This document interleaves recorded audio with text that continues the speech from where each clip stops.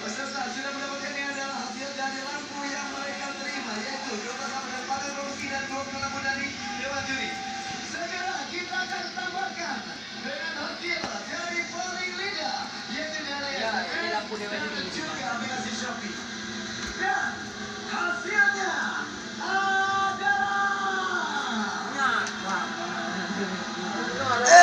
Punggung betul. Punggung. Hadiah kemenangan Puan Loket. Kasih kami.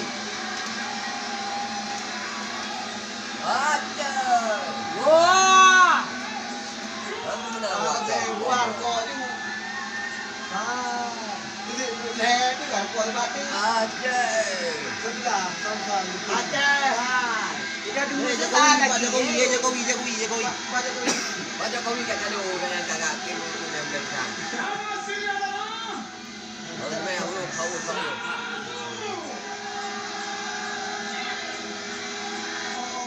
Tadu mula.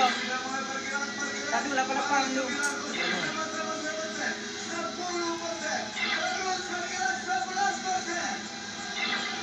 Ulang. Dengan yang lidah. Lidah.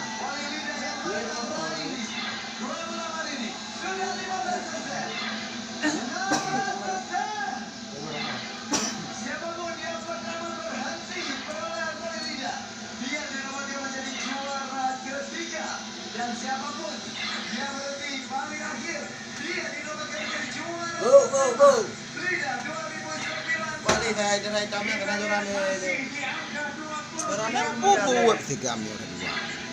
Biar mata agak campur. Suaranya ini. Apakah mencapai titik 30%? Awal kena 27%. Terus bergerak. Sekali lagi, siapapun yang berhenti pertama kali, dia menjadi juara ketiga. Sudah 31. Boleh kita banding ayam. Oh, draw dari 5 ni. Jalan. Orang ni. Auto orang tu orang dah. Adik ni punya dua ni dah ada ni.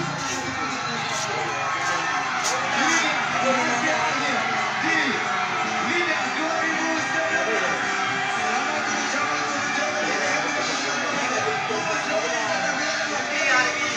Kamu nak bola? juara pertama.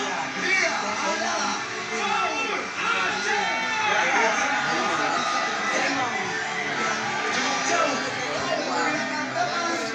Oh, lagi poin menang. Juara satu kita. Juara satu kita. Kita pilih semua menang.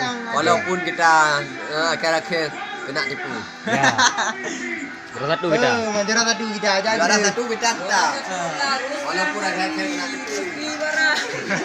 Kamu tu ni juara. Oh, dia katakan aku dia. Tau. Juara berapa kita?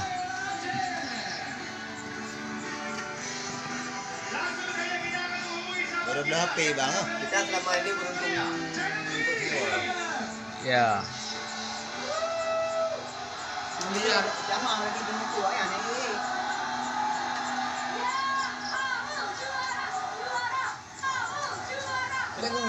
Reaksinya biasa aja.